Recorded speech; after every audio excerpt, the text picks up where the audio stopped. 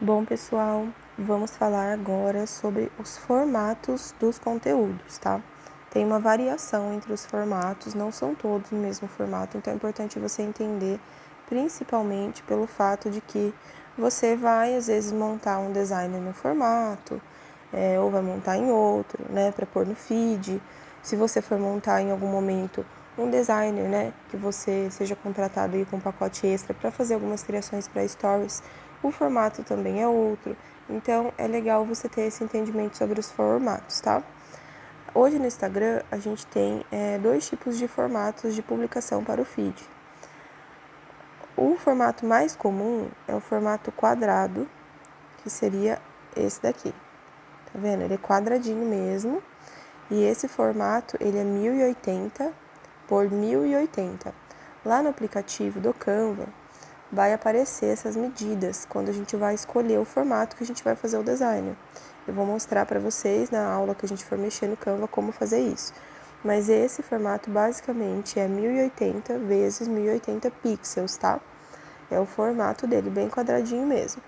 Aí a gente também tem uma outra opção, que é esse formato, né, retangular, que acaba pegando um pouco mais de espaço, dá mais espaço para você trabalhar o design, tá vendo? Então é mais amplo, ele fica nessa posição retrato, né? Então isso acaba abrindo mais espaço para você colocar mais texto, colocar a imagem um pouco maior.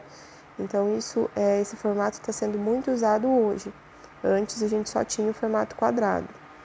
O formato de Stories é esse formato aqui, quadradinho, que também é o formato do Reels no caso, né? Esse formato, voltando aqui para esse daqui que eu não falei das medidas, esse é 1080 de largura por 1350 de altura.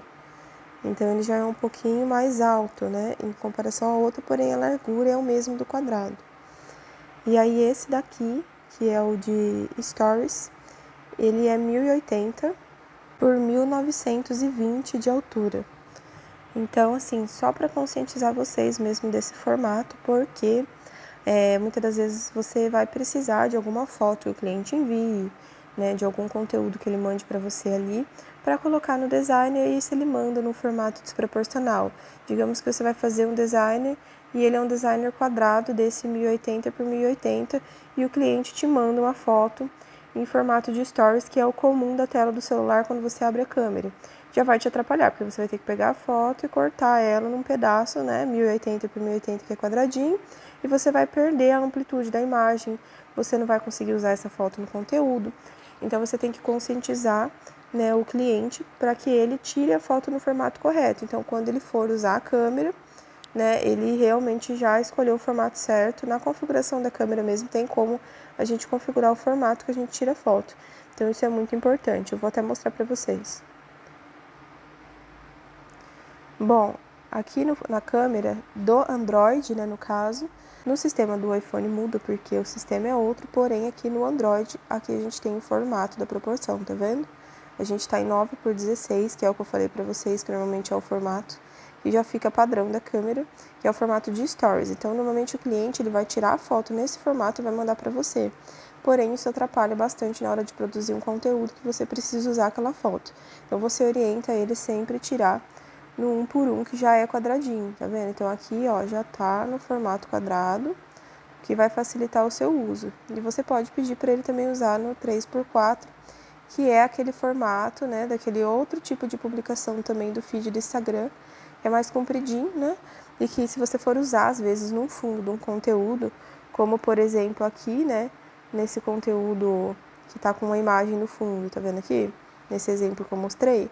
Então, se você quiser usar a foto tirada pelo próprio cliente, ele já pode tirar direto naquele formato da câmera, que é 3 por 4, né? Então, já fica no formato ideal para você conseguir utilizar, tá? Então, esses são os formatos. É bem básico mesmo, bem simples de entender, mas é importante ter essa coerência entre o conteúdo que o cliente vai mandar para você conseguir usar ele realmente na produção do conteúdo do perfil. Agora, essa próxima aula é sobre a busca das inspirações. Eu já cheguei a falar disso com vocês, porém eu quero trazer mais alguns pontos, quero que vocês reflitam muito sobre isso, porque vai favorecer esse processo criativo do começo, quando você está entrando nessa profissão, está desenvolvendo os músculos, entre aspas, da criatividade. é importante você ter essa busca, né, mais intensa, entender realmente como que isso vai favorecer durante um bom período esse desenvolvimento da sua criatividade, para depois você ter uma autonomia maior na hora de criar os seus conteúdos com base somente naquilo que você teve de insight, de ideia. Então, é muito bom.